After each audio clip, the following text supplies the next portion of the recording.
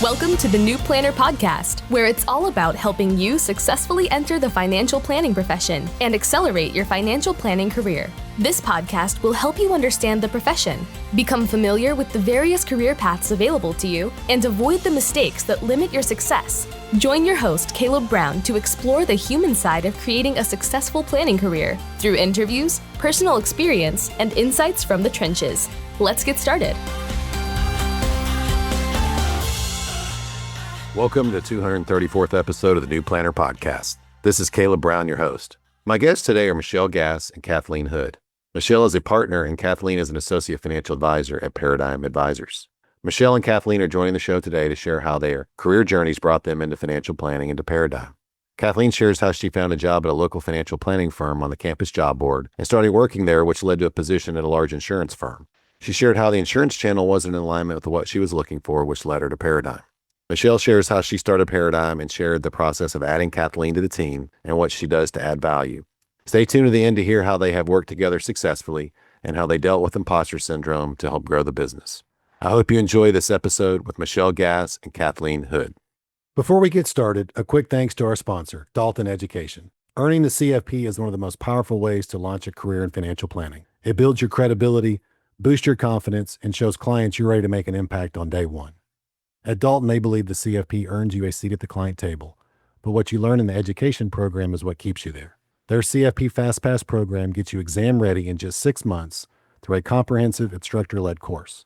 Stay on track and you'll be on pace to pass the CFP exam in under 9 months, start to finish. And to make it even more accessible, they're offering a $3,000 Career Changer Scholarship, or 15% off for listeners of this podcast. Check the show notes for the link and details. Hi, Michelle. Hi, Kathleen. Welcome to the New Planner Podcast. Hello. Thank you, Caleb, for having us. We're looking forward to chatting with you. Yeah, this is going to be so much fun. We go way back, and I'm looking forward to this, as I do all the episodes. I really enjoy talking to you guys and other people in the profession and letting you share your stories. And Kathleen, I'm going to put you on the spot. We're going to you first. So how did you get started in financial planning? So I was a college student at UTD in Richardson, and I was looking for student work. So I went on to one of the platforms they had, and Ameriprise kind of stood out to me because of this economics class I took, and this professor was all about financial planning. So I said, let me see what this is all about. So I started working for Ameriprise through the student platform that we have, and I was assisting 4 different advisors, just kind of back office, learning about the financial planning process, the booklets they used to give out. This is a while ago. It just kind of started in that realm with Ameriprise and assisting a admin person. So it was kind of back office work, not too much, but I did learn a lot about how to handle, different people when they come into the office, different attitudes, different market conditions, answering phone calls, stuff like that. So that was kind of my introduction into the financial planning space. So it's like a handshake or something like that, like a resume and a job matching board. Is that what you're talking about? Like Yeah. Yeah. Thanks for sharing that. I'm just curious, like out of all of the jobs that were listed, why the Ameriprise firm? Well, it was because I was taking an economics class at the time, and the professor was he went off topic so much, and he went into financial planning and, just different things about the financial planning process. So when I read the bio about Ameriprise, it was more so about everything that the economics teacher had just been talking about. So that's why it stood out to me. Not because I knew anything about Ameriprise. I didn't know anybody that, had accounts at Ameriprise or my family or anything like that. It was just more so the connection between the professor and the current job posting that was there. So two takeaways, and I'm going to come to Michelle and how you got started. But employers that are listed always post a handshake. I mean, especially if it's an entry level, so you're looking for a intern or something, post a handshake on the college network. And then for the candidates that are, I think, Kathleen, you just said, if I got it right, I was the assistant to the admin assistant. I mean, don't feel like you're above starting, really at ground zero. It doesn't get much lower on the totem pole than that. Right. And, as the conversation unfolds today, we'll see how you've progressed. But hold that thought.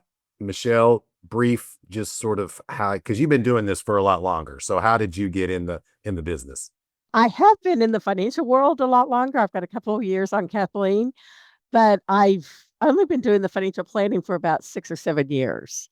This is a relatively new chapter. I was a tax accountant, a family office, ran hedge funds for many years, and then went back to school after I retired from that or graduated from that, I guess, and went back to school for the CFP just out of curiosity. And I quickly realized that this is a culmination of everything I've ever done. And everything that I've always liked about all those different fields I've been in, you get it all here. It's been really fun, and especially the human element, the human behavioral element of it, and working with people, which I love helping people. Its own cool little melting pot, right? I mean, I think that's what you just described. You can pull in sort of the left brain activities, the right brain activities. You got the analytical, the communicative, and it's a great blend.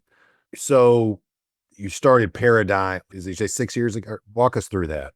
It's a little more complicated. Paradigm was also the hedge fund, and we did that for 23 years. And so we were registered previously as a hedge fund.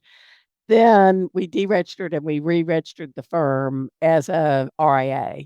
And so now we're doing fee for service financial planning, more life planning, and working with a totally different type of client than we did before. Our investors were ultra high net worth foundations, endowments, and they had whole family offices. And now we're helping real people make real life decisions that impact them personally. Taking someone from 100 million to 101 million, that wasn't as fulfilling as working with some of the clients that you're working with now. Is that what I'm hearing? Well, you get a different result. What I loved before was doing the research, and it's funny how intertwined the industries are because it's really the research and solving problems in both situations. Before I was doing it with understanding companies and what makes managements tick. And then yes, the side of that was I got paid by making the money for my investors. Kathleen, so let's come back to you. So you're working at this Ameriprise firm in college, and then what happened? How long did you stay there, and what happened after that?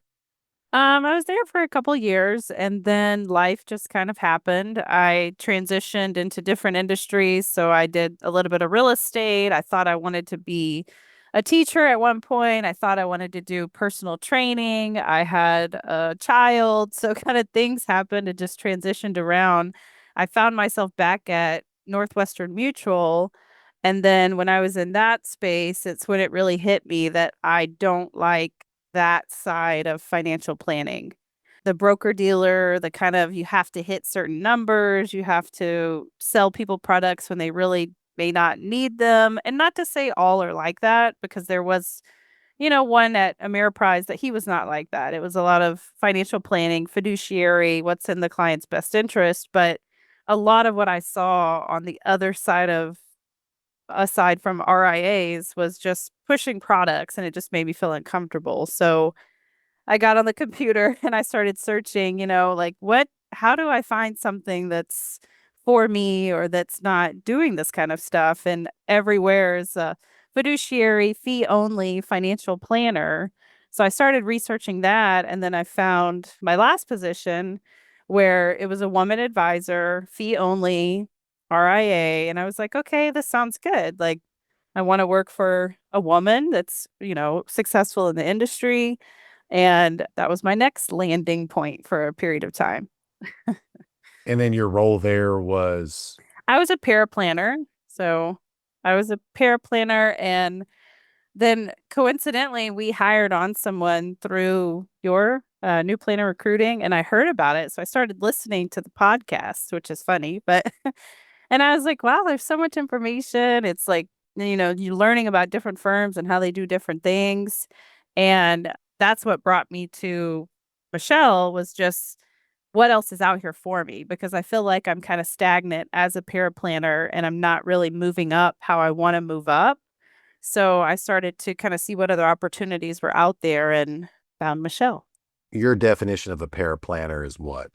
My definition of a paraplanner is the right hand person of the advisor or the associate advisor. So if I'm making phone calls to confirm appointments, if I'm making sure all the paperwork is together, if I'm scanning in documents, if I'm researching one specific topic that maybe someone doesn't know something about, kind of whatever they need me to do that is more time consuming because in my opinion, a associate advisor or an advisor should be doing not busy work, not anything that's, not relevant to growing the business. Okay, got it. So you were in that position for a couple years, and then you said you wanted, and was that your goal to grow to be the associate advisor or eventually the advisor? Yeah, I had desires to grow to be an associate advisor and then an advisor. I think just the way that the practice was going and the vision of my boss was just a little bit different than my vision.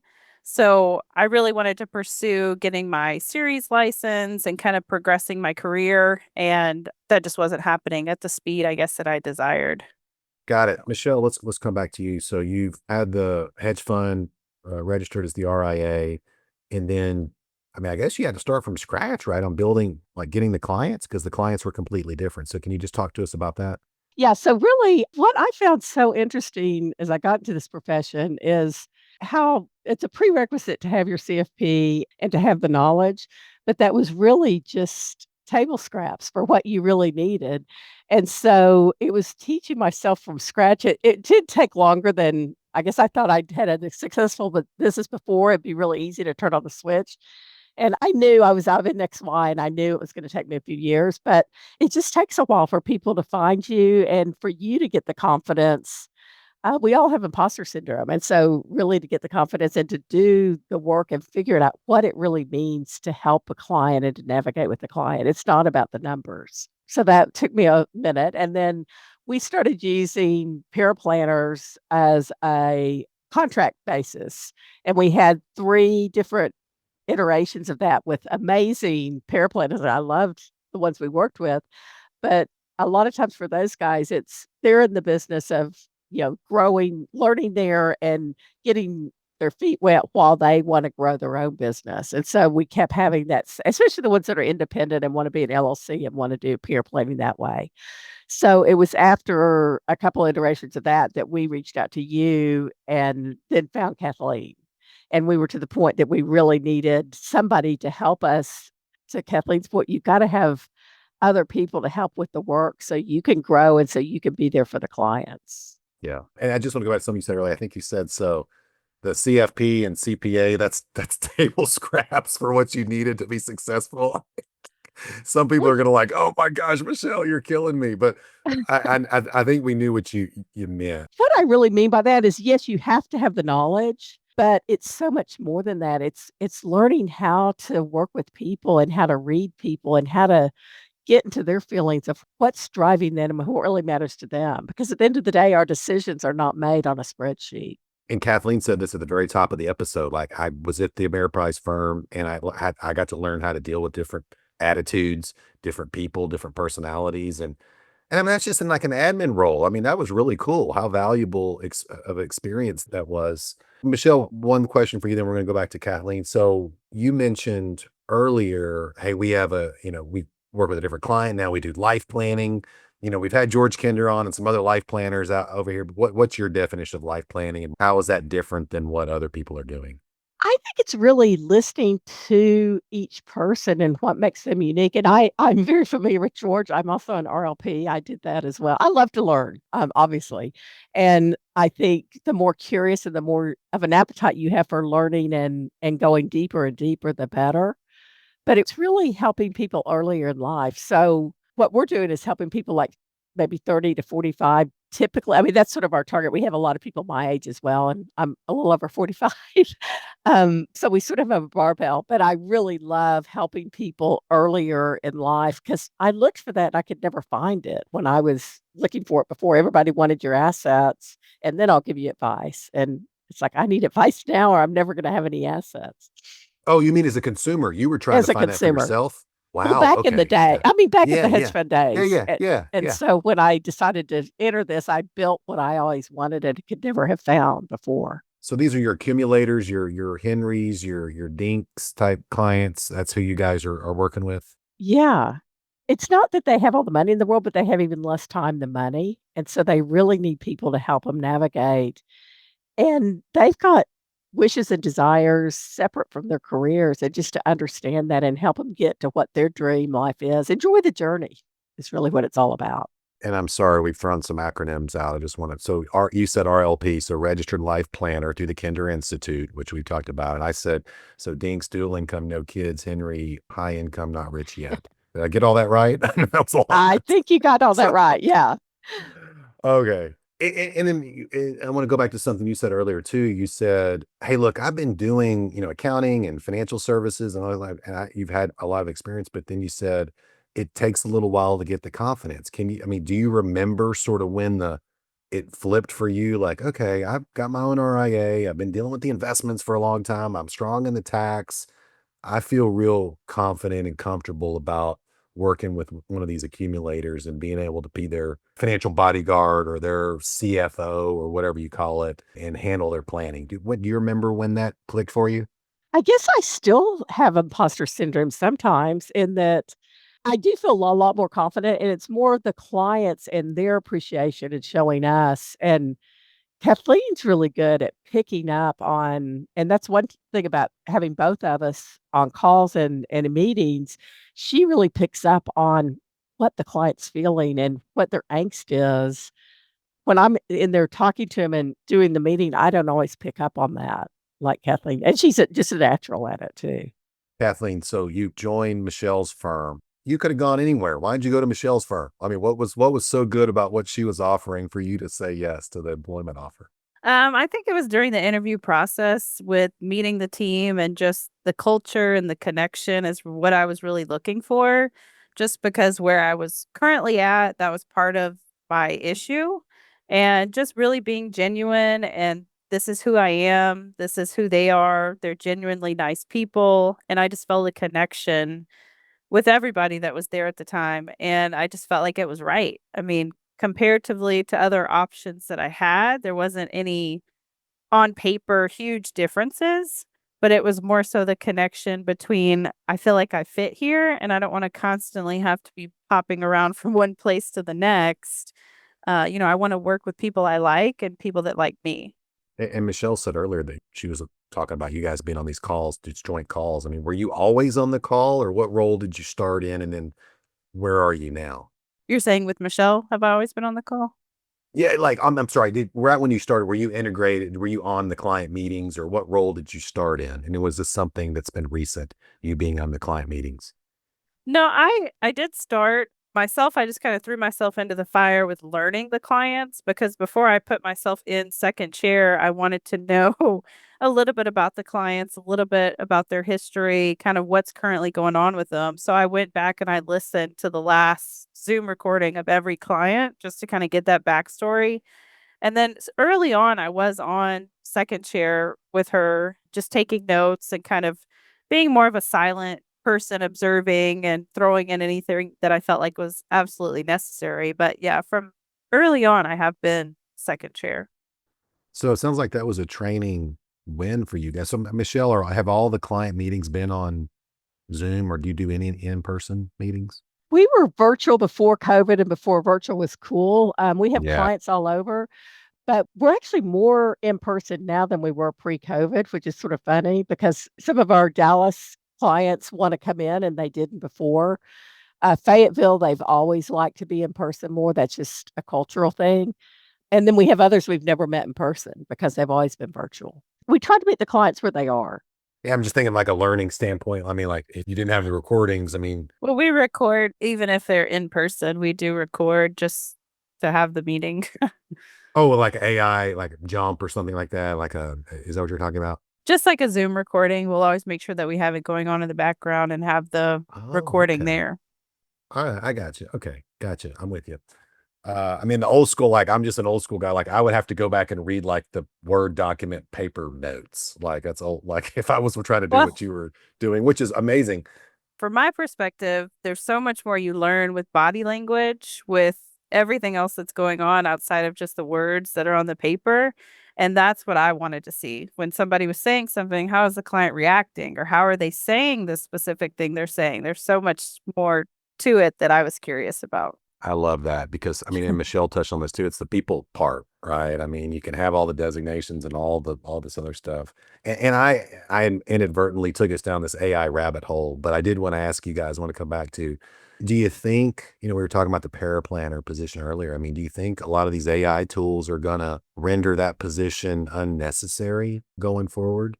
Yeah, absolutely not. I think it frees us up to do a better job and to better serve the client. We use some of the AI tools for the note taking. It's fine, but you've got to have the human element. What the note taking does is, to Kathleen's point, it frees you up to really engage with the client so that you don't have to take such detailed notes during the call, and you can really focus on the client and what they're saying and how they're feeling. You can actually make eye contact. It's not just looking down, writing, right? I mean, that's what I feel like I was doing most of the time when I started my career. I'm like looking down the whole time, writing in my little yellow notepad, and the client's probably like, what is this guy doing? Kathleen, go ahead. I cut you off. I was going to agree with Michelle. And I just think that, if you have AI trying to replace a human element, there's always going to be something that's missed. Yeah, AI can take notes. AI can tell you what the next action items are. But AI can't tell me how my client felt when we told them they need to save 50,000 more dollars. He can't portray those feelings and help me understand how to connect one emotion that they had last time with the new emotion that came this time. So I don't think it would ever take it over, but it definitely could help. Yeah, that's what I found as well. Just makes me, I mean, and other planners I've talked to, like, now we can serve a lot more people. And I think that's what we're striving for, right? I mean, everybody I talk to is like, I really love to be able to work with more clients, and not necessarily for the financial aspects, but that does come along with it. But just because I got in this business to help people, and I want to help lots of people. So let's talk a little bit maybe more about the business that you guys have and how you work. I mean, Michelle, how did you get comfortable? You said you had some paraplanners, I think, that were starting their own firms and kind of needed a side gig or something, but now you've got your employee and then integrating her into the clients. I mean, how did you do that, and when were you confident that she was going to be able to represent the firm and yourself? I guess I felt confident that anybody that we bring in here, I'm comfortable that they, not that they would answer all the questions and know the right things, but I wouldn't be afraid to at least have them be present at any client situation. I feel like that, I mean, what Kathleen is today versus where she was when she came in the door is amazing, because she's doing so much more. She's taken it to a whole nother level. Yes, she's still the second chair, but she's in a very different role than she was before. And she's a lot more involved with the clients. The clients automatically reach out to Kathleen for everything, or to the team. I feel like that's their go-to, is to reach out to her more than to me. But any of us, they know we do everything collaboratively as a team. And so hopefully all of our clients know that you can email any of us, and whoever's the right person or whoever's most available will come right back to you, whether it's Monica or Kirk or Kathleen or myself. Kathleen, what are your thoughts? I mean, how do you feel like you've grown and progressed since you've been, I mean, because you're coming up on about 3 years or so. Is that right? 3 years in the role? Right. Yeah. Well, like I said earlier, when I first came on, I would take those videos, and then at every weekly team meeting, I would ask questions. So I would say, I saw this in the video, but I don't really understand, why did this happen? And then Michelle's great to give backstory on what happened or how these things have transitioned. So I guess I never was scared to ask questions. I never was scared to be curious or learn more about the clients that we're serving. And to answer your most recent question, I feel like I started with observing. So I just want to see, how is Paradigm? What are they currently doing? How is this currently working? And where do I feel like I could take something off someone else's plate, or how could I benefit the firm? So I started with just the basic paraplanner work of being second chair, taking notes, kind of doing follow-up emails, prepping for meetings. And then I took it upon myself to take on what we call the unclutter, which is kind of document collection, putting everything into e-money, having a meeting with the client, making sure we have all of our facts correct, because you can't really make recommendations until you have correct information in. So I saw a gap there in how we were doing it. And I just took it upon myself to kind of create, this is what I would like to do, present it to the team. Do we all agree that this is okay? And they said yes. So now I'm doing the paraplanner stuff, I'm doing the unclutter, and trying to add value to what other processes and utilizing. We're doing Millie, and we love Hubly and things like that. So Great initiative and also awareness on your part.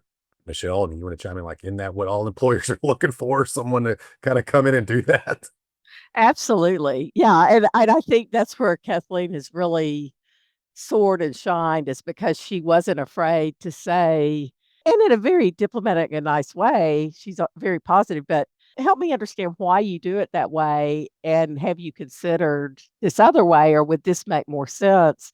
And we'll never have it right. We're always trying to grow and improve. And so I think we've hopefully have a culture where everybody can speak up and not be worried about being shot down, or it's a very flat environment. There's not really a hierarchy, and anybody can bring a better decision. And I just want to comment to that. Michelle was always great at allowing the opportunity to happen. If she felt like it was a, decent idea, whether it be the best idea or just decent, she'd give it a shot. Let's see how it goes. So that was one thing that I was really appreciative of moving from the previous firm, was she allowed me to kind of flourish and grow because she gave me those opportunities. If I've never given the opportunity, I can't show you what I can do or how I can do it. I can only sit back and hope that one day you'll, put me in the game, as they would say. So that was definitely a growing part to me, is that I was given the opportunity to kind of have this meeting by myself with these clients and to speak up more during the meetings and give my input and different things like that, when in the past it had been shot down with the previous firm. And right now, Kathleen, are you meeting with the clients? I mean, I know you're meeting jointly, but do you ever have some that just deal directly with you solely? Well, I have the uncluttered meeting, which is just me. So it's just me and the clients alone. But I think once I get the CFP, I'm doing CFP classes every Wednesday night right now. So once I get that done, I'll look forward to taking on kind of my set of clients that are maybe just, not as complex as some others that we have. Got it. And Michelle, what's the game plan? I mean, what role would you like to see Kathleen, or have you guys talked about, like, sort of where she's going to go and what she's going to do once she gets the CFP? Yeah, and I don't know that it's dependent on getting the CFP. I mean, think she's well on her way because of prior experience and the initiative and having the 65. So she can step in and be first chair with clients even before, she'll have the marks immediately as soon as she passes the exam. But the way we've set up with Paradigm, I like always having 2 people in the meetings. Now, there's sometimes that it's a one-off question or something that, one of us can call and deal with the client.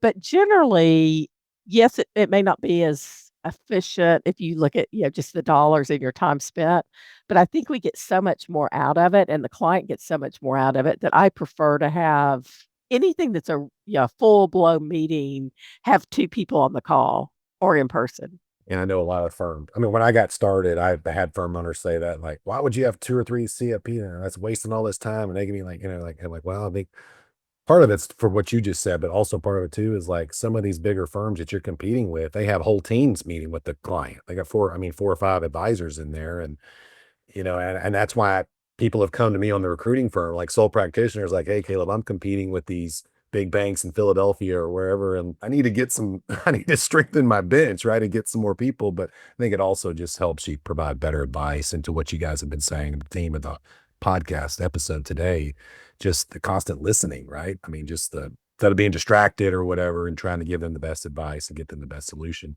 And to what Kathleen just said, hey, I'm freed up as a team member to try to improve the business so we can give better service and work with more clients. And I'm not a spring chicken, not that I'm that old, I should say I'm in my early 60s, and I do wanna probably work forever in some capacity, but not at this capacity, and we deal with younger clients a lot, Sure. and we need a younger bench. Yeah, what's Kathleen, as she moves up, we're gonna be hiring that next level at an entry level, and Paradigm does things, I think, so differently than some other firms. I want people in early so they can really learn the Paradigm way. I was going to ask you about that. I mean, I know you're working with younger clients, and so maybe this isn't an issue with your firm, but and I've experienced this too a little bit. Like when people come in, I feel like they generally sort of at least try to start with the person who they perceive has the most experience. So, like, have you had that problem? Or then if you have, how have you gotten them over to, like, nope, Kathleen's your person? We do most things as a team, so it's not really like one person is your person. I guess it eventually will grow to that level that you'll have to divide and conquer more. We're not there yet. But what I found is that they may come in to talk to me, but once they start getting all the correspondence, like the follow-up meeting, Kathleen always sends that out before the next meeting. She sends out, yeah, this is our agenda. What would you like to talk? And they get so used to dealing either with PALC, the team, or with Kathleen. I don't feel like that they come in and expect me to be the one. Once they are onboarded and they understand how collaboratively we all work, we don't feel with most people that they care who's dealing with it. They just want their problem solved. Love it. Maybe I should have said point of contact, like who's the first point of contact. But yeah, I'm with you. It's certainly tracking with you. Kathleen, did you have something you wanted to add to that? I want to say that I did feel that way. Being second chair, you kind of feel like maybe they care more about what the other, like the advisor's saying. But what I learned is if you're offering something, whether it be during the meeting or in the follow-up emails, or you're catching something and you're communicating with them, it's like any relationship. They start to build trust. They start to, respect you. And then it's not about how old or how young you are. It's how are you helping me? And if you're the younger person on the team helping me, as long as you're helping me, I don't care. So I think it's just about going through that time of, kind of proving yourself that you know what you're talking about, you know how to handle business, and you'll be there for them. And then all that stops in your own head. But clients have never made me feel that way. It's just all in my head. Yeah, I mean, Michelle, I could have had, I mean, I could be out there running around in Dallas. I've got Michelle meets me and sort of brings me in, but then I work with Kathleen on this. I mean, I love with this unclutter meeting, like, and you're helping me, like, I'm a busy professional. I may, I just got lots going on. It could be a doc, and you're like helping me simplify. I'm like, I'm all about that. I'm all over that, and then also I think it would make me feel better too, just like as in my advisors, the way they work. You got multiple people behind the scenes looking at this and researching this and that you could reach out to anytime. I mean, that is a lot of peace of mind. Right. Talk to me about what's next. I mean, like, what are you guys trying to? I know Kathleen's got to get the CFP. When are you actually sitting for that? Well, I'm still in the coursework right now. I just started that in January, so that won't be over till January 2026. And then I can either sit in March or July. So we'll see. I don't have exact dates yet, but once I get done with the coursework, then we'll go on to the next step. You're gonna get it. You're gonna get it knocked out. Michelle, just from your standpoint, I mean, what's your vision? I mean, how are you guys trying to continue to grow, or what? I think you said you're in the early 60s and you want to keep working forever. So what's next for you as the business owner? I guess probably 10 years from now, we'll need to figure out. So and you do need to start way in advance. What's that going to look like down the road? Whether I want to work forever and whether, I can work forever may be two different things. So we're always talking about what our vision is over the next 5 and 10 years for the firm as a team. We do want to continue to grow our practice, not at an excessive amount of growth, but to serve more people. And as we do that, we're going to want and need another generation to come in. Right now, we have, I guess, everything but the 20s covered with our bench. So we've got good representation among the ages, but to continue that to grow.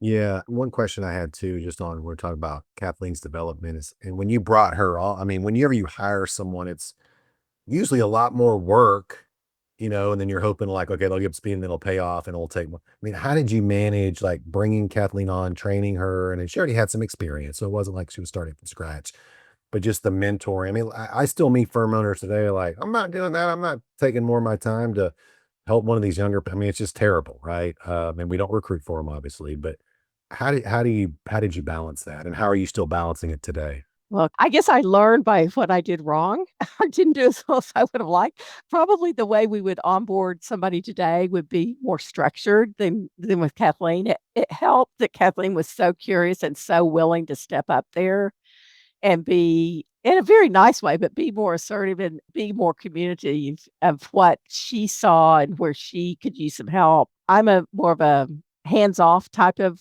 manager to a fault.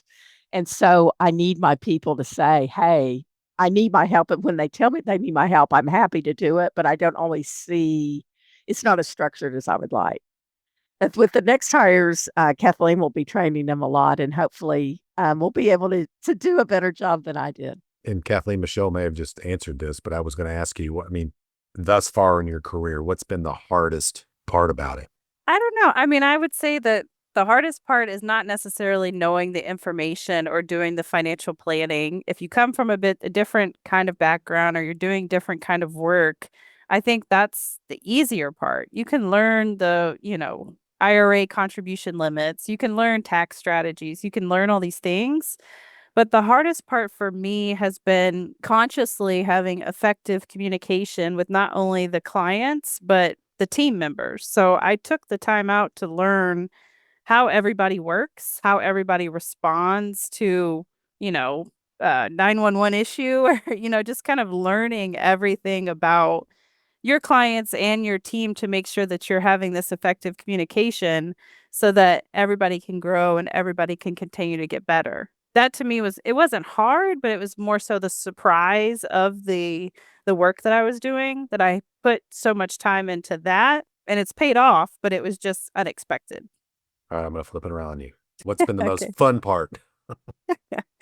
I think the most fun part is when you catch something or you show a client something and it's just so eye-opening to them. Like catching something on maybe how they didn't complete something they thought they did, or they were overcharged on something, or their insurance is totally out of whack, and just how appreciative they are about one little thing that you fixed or you saw. Or how we show, like in eMoney, we show the decision center, and they just love to see those toggles. And oh, wow, if I just do this one thing different, I can reach my goals or I can retire early. Just feeling like you've made an impact and really help them with their current problem or their reason for hiring us. That's so fun. That's great. And you mentioned eMoney. Are you guys pulling that up on the screen and like having the clients in the meetings and just going through different scenarios? Yeah, we'll usually have a That's couple of cool. toggles ready to go, but sometimes it does get a little wild. Well, what if I did this or what if I did that? And then Michelle's really good about live doing it right in front of them. So And who's responsible for doing that? I know I had to do that a long time ago with Navaplan, and it was scared me to death. The client was going to say, I want to see this. And I'm like, I don't know how to model that. the funny part is that we both do it. So I'll be behind my screen and she'll be on her screen and she'll show something like maybe a salary isn't correct. Well, I'll go behind the scenes and put the right salary in there while she's pulling up the decision center and making the new. So it's kind of like simultaneously we're working off of each other to have the live corrections made right in front of the client. That's really cool. Anything else you want to add on that, Michelle? It sounds like a really cool planning process. It is. It's really fun, I think, and it is neat to see how much the clients appreciate it. We've got some really good clients. Well, this has been just fascinating, guys. And again, thanks for spending time with us. And as we're sort of winding down, Michelle, I just want to start with you. Any final tips, for the new planner audience? The people that are looking for jobs or trying to succeed, that the Kathleen's like, a few years ago, like, what would you tell them? It's really to be constantly curious and really have an insatiable appetite to learn. There's so much we don't know, and the older we get, the more we realize that we don't know. And so to be willing to always learn and be curious and turn over rocks and ask yourself why and ask other people why.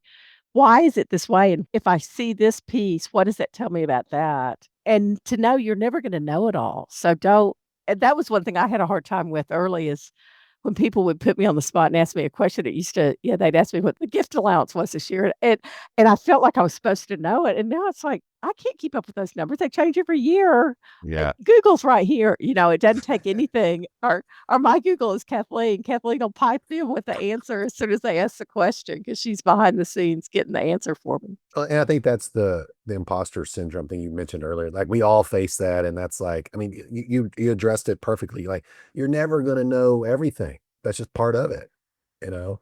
But we want to do a good job for our clients. And that's that internal struggle, right? That I think we all deal with. Kathleen, let's go to you. Final tips for, this is kind of like you coming out of college, like, or transitioning firms or starting your career. What would you tell the new planners?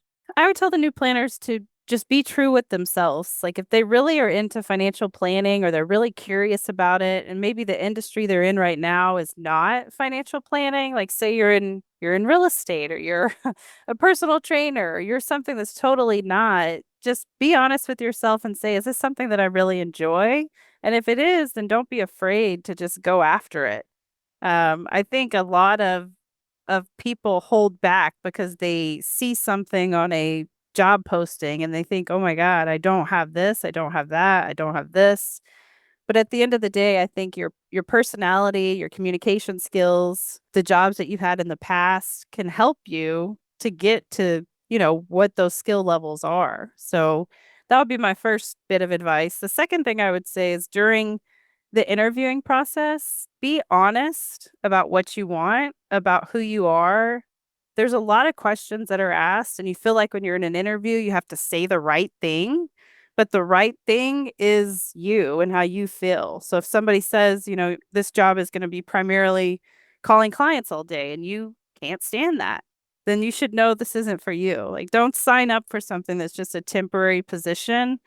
I would say try to find that perfect fit with personality, with culture, with job, with everything towards going to be a longer term position. Thanks for sharing that. This was a lot of fun. Thanks so much for coming on the show. Thanks for having us. Thank you, Caleb, for getting this opportunity. And thank you for all the searches you do out there. You're doing a great job of matching the right person with the right firm. So we appreciate it. Appreciate that. Thanks for joining us for this episode of the New Planner Podcast. If you're ready to discover the top career paths for financial planners and see which track is best for you, we created a free guide to help you. Grab your copy of the Financial Planner Career Roadmap at newplannerrecruiting.com/roadmap. There, you'll also find more tools and resources all created to help you build a successful financial planning career. Tune back in next week for another episode, and until then, we're here to help you succeed.